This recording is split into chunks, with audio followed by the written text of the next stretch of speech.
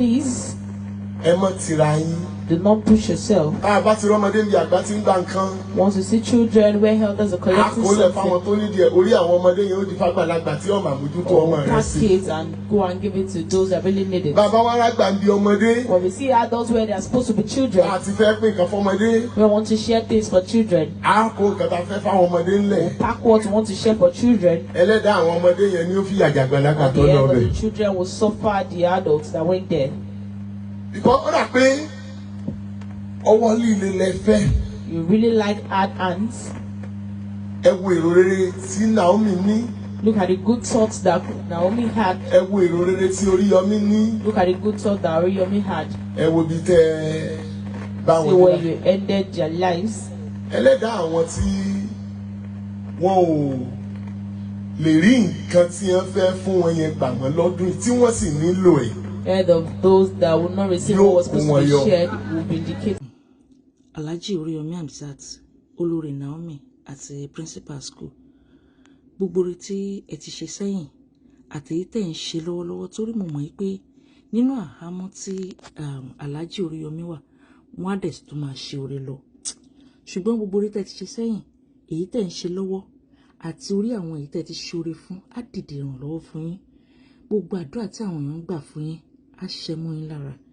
Ẹ ò ní rí dààmú, ẹ ò ní rí wàhálà, ẹ ní ṣòro ṣe. Ẹ gbọ́ nǹkan tí bàbá Kasali sọ. This is Gloria Popson. Thank you for watching. Them. Ẹ má lé aláàánú jìnnà sí mẹ̀kúnnù. Do not send their paths away from the needy. Ẹ má fìwà ìwára mú orógùn kẹ́ ẹ má bàa dákòkò lu.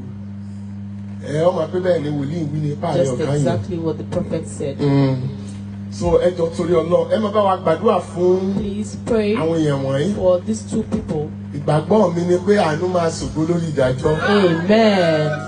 Mo sì mọ̀ pé iṣẹ́ rere wọn yóò sọ̀rọ̀ fún wọn. Amen. Àsìkò yìí kọ́ ni láti máa búyàn.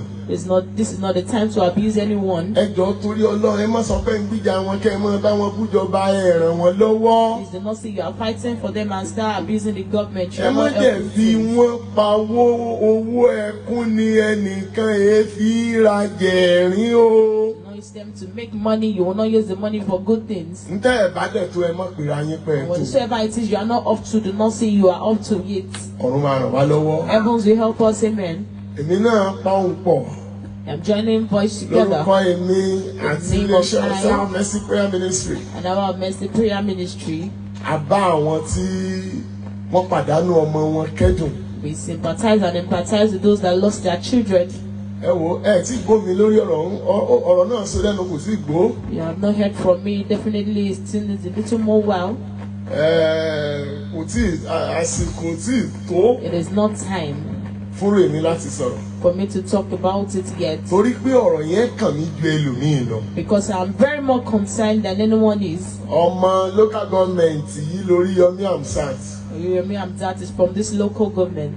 Kò sẹ́ni tí ó sì lè gbàgbé pé There's no one that can forget that Prophetess Naomi prophetess Naomi, iṣẹ́ Olúwa ní ń jẹ́. she does the work of God. Máìkì kan náà lájọ ń mú dání. And we hold the same microphone to speak.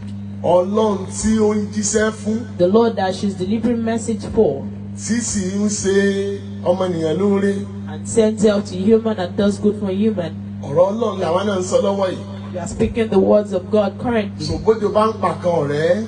Definitely if one person is on the rain, Gbogbo wa ló jọ ń pa. we are all dying together. Àwọn tí wọ́n ń sọ pé Those that are saying, ó rí báyìí it's this way, báyìí lórí this is how it is, níbi tí ìjọba ṣe wọ́n lọ́jọ́ sí. where the government, Wẹ́ ṣàpá wọn lójú èmi ò rí náà. they have sight but I can't see. Ṣùgbọ́n tí mo mọ̀ ni pé What I know is that Oríyọmí Hamzat àti Olórí Naomi àti Principal. the three people mentioned, Mo yọjú sí wọn lọ́jọ́ Saturday. I went to check on them on Saturday, Wọ́n sì ní kí n fi yín lọ́kàn balẹ̀. and they said I should keep you rest assured. Wípé kẹ́ ẹ máa fi àdúrà ran àwọn lọ́wọ́. You should help them in prayers. Pé àwọn náà ọkàn àwọn wà ní ọ̀dọ̀ yín. That they also have their minds with you all. Ọkàn wọn kò gbẹ yín púpọ̀. They are in test for you all.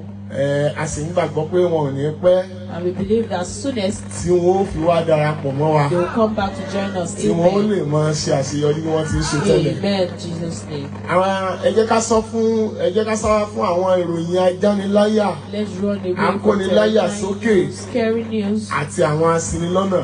And news that misleads one. Bí wọ́n bá sẹ́ndì ẹ̀ sí ẹ. If it is sent to you, dákun torí Ọlọ́run. Please. Ọmọ rẹ ò ní wọnú ògbèkùn. Amen. Má bá wọn pín o. Do not share such.